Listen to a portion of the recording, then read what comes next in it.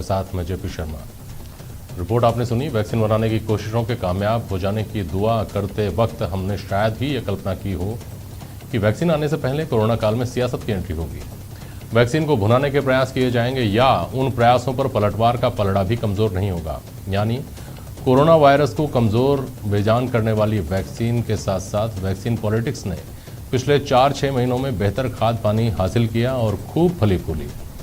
अब जब ये क्लियर हो गया है कि वैक्सीन सबको लगेगी और फ्री लगेगी, तो उम्मीद करनी चाहिए कि वैक्सीन पर सियासत गुजरे ज़माने की बात हो जाए।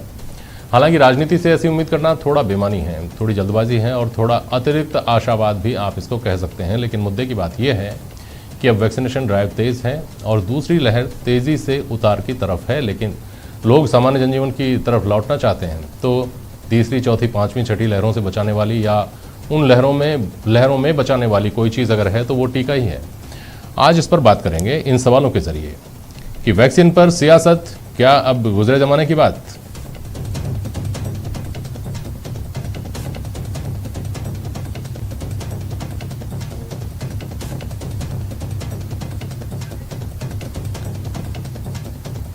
अब सब तक टीका पहुंचाना कितनी बड़ी चुनौती है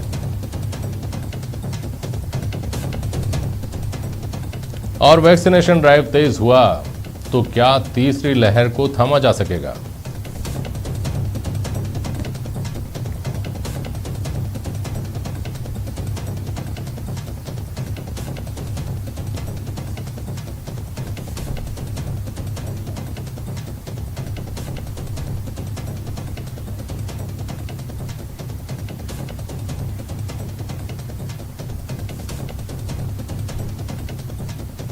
हमारे साथ पुनीत कर्नावट साहब जुड़े हुए हैं, भारतीय जनता पार्टी के प्रवक्ता हैं। आज की बहस में विकास राजपुरोहित साहब हैं, डॉक्टर विकास राजपुरोहित। आप कोविड नोडल ऑफिसर हैं एमडीएम जोधपुर के, और आरसी चौधरी हमारे साथ जुड़ रहे हैं। बहुत स्वागत करता हूं आप सभी का।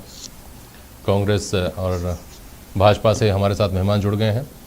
जन सामान्य के लिए किस तरह का आगे अब मोड़ आने वाला है वैक्सीनेशन ड्राइव के बाद, इसके लिए भी मेहमान हमारे साथ जुड़ेंगे संभवतः।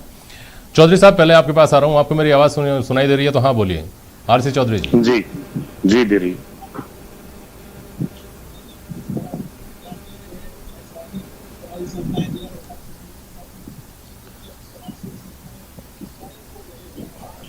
आरसी चौधरी साहब, लंबे अरसे तक इसको लेकर के जद्दोजहद चली, आरोप प्रत्यारोप का सिलसिला लंबा चला।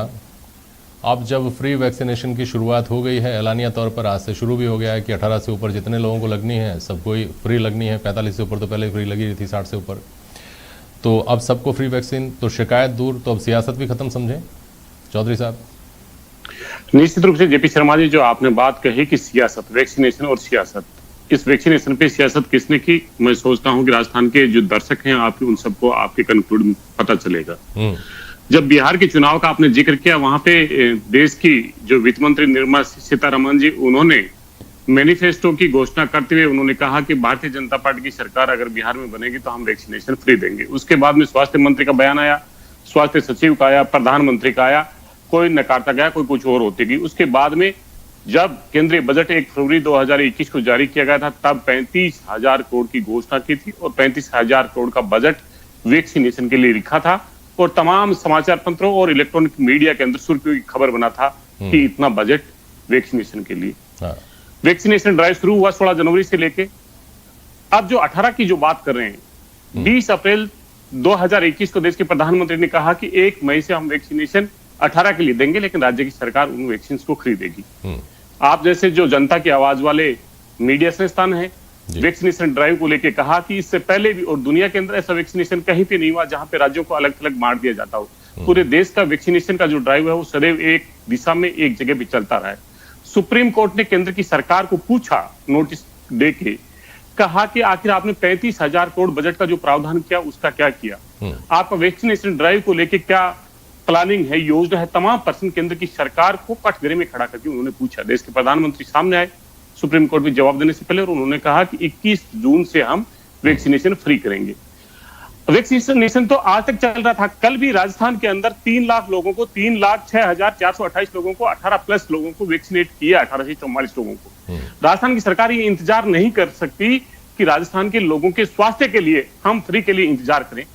आज मुद्दा यह है वैक्सीनेशन की फ्री की घोषणाएं नहीं होनी चाहिए, आज अमल होना चाहिए। तीसरी लहर दहलीज पे है। एम्स के जो डायरेक्टर हैं गुलेरिया रणदीप, उसने कहा कि 3 सप्ताह के अंदर चेतावनी है, और उन्होंने कहा कि लॉकडाउन को जो हम रिलैक्सेशन दे रहे हैं वो चुनौती हो सकती है, ज्यादा भयंकर त्रासदी हो सकती है।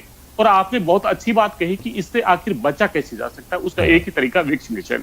राजस्थान सरकार की संपूर्ण तैयारी है, वैक्सीन मिले, प्रदेश के लोगों को वैक्सीनेट करें और हम आने वाली त्रासदी से बचाएं। हम सबका यही है।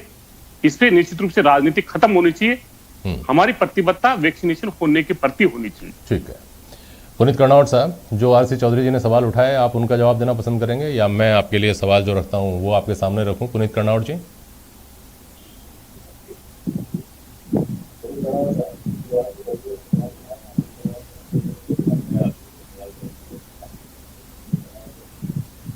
मुझे आपकी आवाज नहीं मिल रही है, क्या आपको मेरी आवाज मिल रही है? आपकी आवाज मुझे मिल रही है, आप बोलिए। हाँ बिल्कुल मिल रही है आपकी आवाज, आप बोलिए। आपको आवाज मिल रही है मेरी? हाँ पुनीत कर्नावट जी, आपकी आवाज सुनाई नहीं दे रही है। आपकी सुनाई दे रही है आवाज, बोलिए। हाँ जी, जेपी शर्मा साहब